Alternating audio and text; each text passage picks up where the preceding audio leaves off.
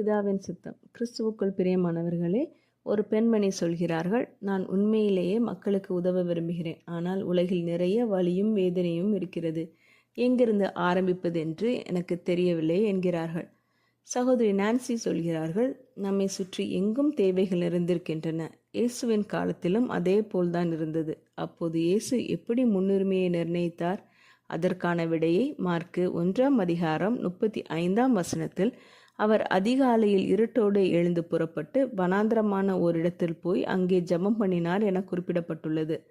சீடர்கள் இயேசுவை கண்டுபிடித்தனர். அவர்கள் இருந்த ஊரில் இருந்த பெரிய கூட்டத்தில் அவர் ஊழியம் செய்வார் என்று எதிர்பார்த்தனர்.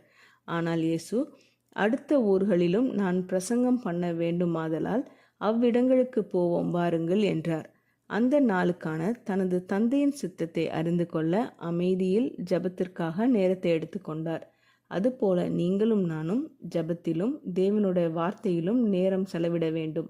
நீங்கள் ஒருபோதும் இன்று தேவன் என்னை என்ன செய்ய சொல்கிறார் என்று தெரியாமல் இருப்பதாக உணர்ந்தால் அதற்கான தீர்வு சில நேரம் அமைதியாக உட்கார்ந்து தந்தையின் வழிகாட்டுதலை கேட்பதே. ஜெபம் செய்வோம். எங்கள் அன்பின் பரமபிதாவே, இந்த உலகத்தில் எங்களை சுற்றி பல தேவைகள் இருப்பதை நாங்கள் அறிந்திருக்கிறோம். எங்களால் முடிந்தவரை பிறருக்கு உதவியாகவும் உம்முடைய ராஜ்ய பணிக்கு ஏதாகிலும் செய்ய வேண்டும் என்று நாங்கள் விரும்புகிறோம். ஆனாலும் என்ன செய்ய, எங்கிருந்து ஆரம்பிக்க என்று எங்களுக்கு தெரியவில்லை. உம்முடைய சமூகத்தில் நாங்கள் காத்திருந்து உம்முடைய சித்தத்தை புரிந்து கொள்ள நீர் எங்களுக்கு உதவி செய்யும். இயேசுவின் மூலம் ஜெபிக்கிறோம் பரமபிதாவே, ஆமேன்.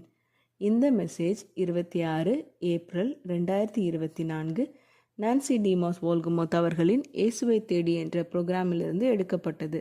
கர்த்தர் உங்களை ஆசீர்வதிப்பாராக.